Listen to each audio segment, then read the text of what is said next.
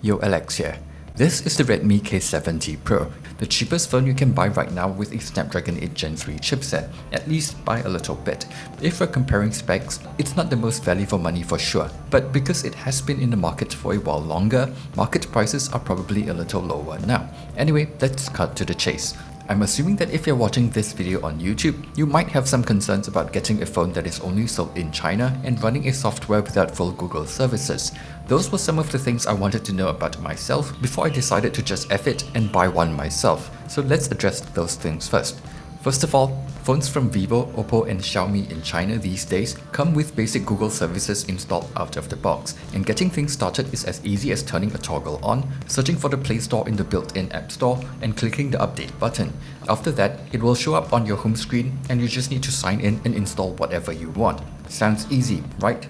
But before you get too excited, there are some things that wouldn't work. Google Location History and Android Auto doesn't work as far as I know, and notifications for apps might be a bit delayed. The latter isn't that big of a deal for me, since I just need to go into app settings for the app I want to get immediate notifications and turn on auto start and set no restrictions in the battery saver option. My guess is that it's lacking Google's Firebase push notification services or whatnot, so once the app gets killed off in the background, it stops receiving notifications.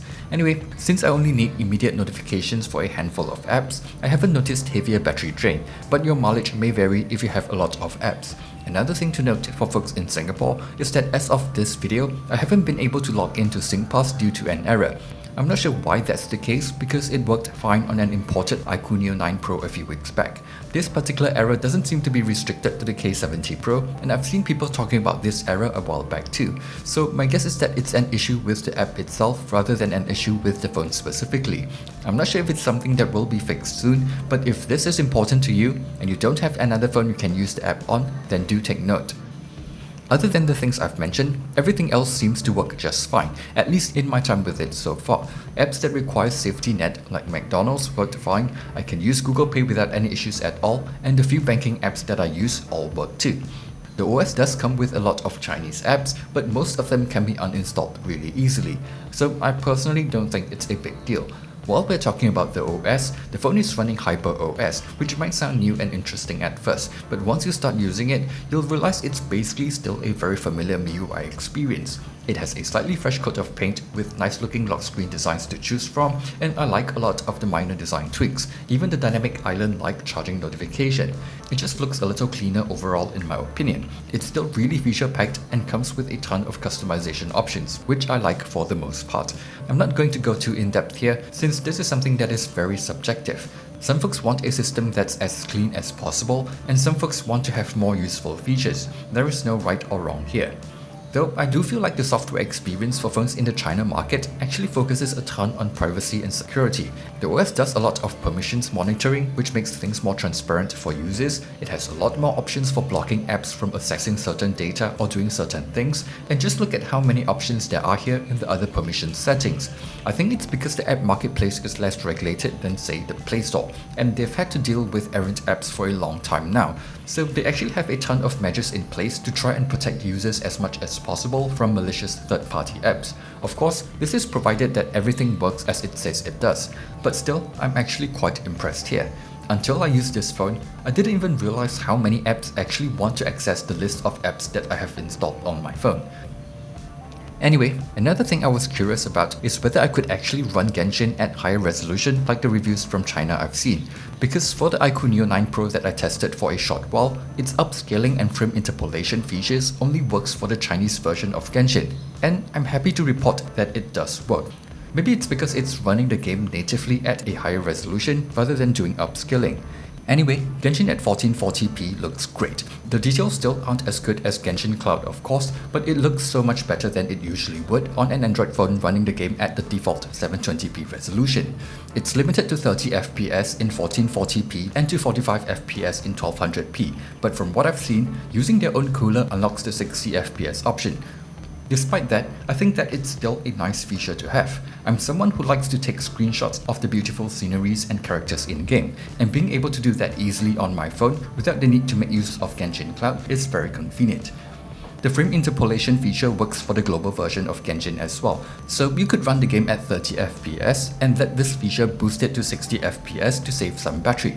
That said, while the effect of the frame interpolation is pretty good and latency is not that bad, it's still not as smooth as just playing natively at 60 FPS, and the battery savings at 864p is really small. So personally, I just run it at 60 FPS natively with a few options lowered to medium when I'm actually playing the game. 864p still looks noticeably better than the usual 720p on other Android phones, FPS is a bit more stable, and the phone only gets a little warm. Anyway, even with the Snapdragon 8 Gen 3 being as good as it is, it's hard to escape the thermal limits of such a small device. So if you really want to enjoy the game at higher graphics, you'll have to invest in their cooler. The same goes for Honkai Star Rail as well. It's able to run the game at highest graphics 60 FPS smoothly, but only for a while. Once the phone heats up, it will still throttle the performance, resulting in less stable FPS. But if you just drop the graphics a little bit, it'll run at 60 FPS a lot more consistently and at much lower temperatures. Overall, while it's still not possible to comfortably max out the graphics on these two games without extra cooling hardware, I think the gaming experience is still better compared to my experience with the Snapdragon 8 Gen 2. It does seem to be a slightly more efficient chip. I'm seeing slightly lower battery drain compared to other 8 Gen 2 devices I've tested with the same battery size, and for regular day-to-day use, a full day of regular usage is still easily achievable. So now that I've talked about what I was most curious about, let's quickly talk about the rest of the phone. In terms of design, it's pretty mundane looking. It's using a metal frame this time round, which feels more premium, but they also took away wireless charging. It's still using USB 2.0, the fingerprint sensor is still a little on the lower side, and unlike the K60 Ultra, which had IP68, this has nothing. So there really isn't much to talk about here. The display is thankfully pretty good though, with a Quad HD Plus panel that is able to get really bright, good touch response for gaming, high refresh rate, and supports high frequency PWM dimming in low brightness. It's a flat screen too, which I like, and the speakers sound decent enough too.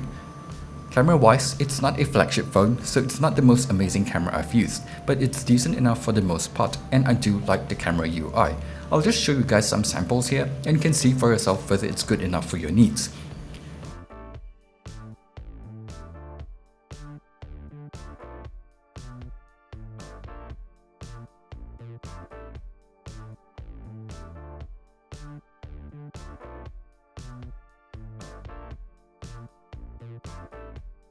Video capture is more or less the same too. Decent quality, but then the stabilization is a little jumpy in my opinion. But I do like that it has a manual video mode built in. Front camera image quality is pretty good, but like a lot of devices from China, it's limited to 1080p video recording for some reason. Anyway, I think camera performance is good enough for the price and certainly good enough for my needs. Just don't expect too much out of it. So yeah, that's pretty much it for this video. I just wanted to share some of my thoughts on the phone and my experience with it, especially since there isn't a whole lot of info out there about the experience of using the phone outside of China. Things like whether the global version of Genshin would work at higher resolution on the China version of HyperOS, how it is like using an OS that was made for the Chinese market, and what are the things that work or don't work when using the phone outside of China. Anyway, I hope this video was a little helpful to anyone thinking about getting this phone. Cheers!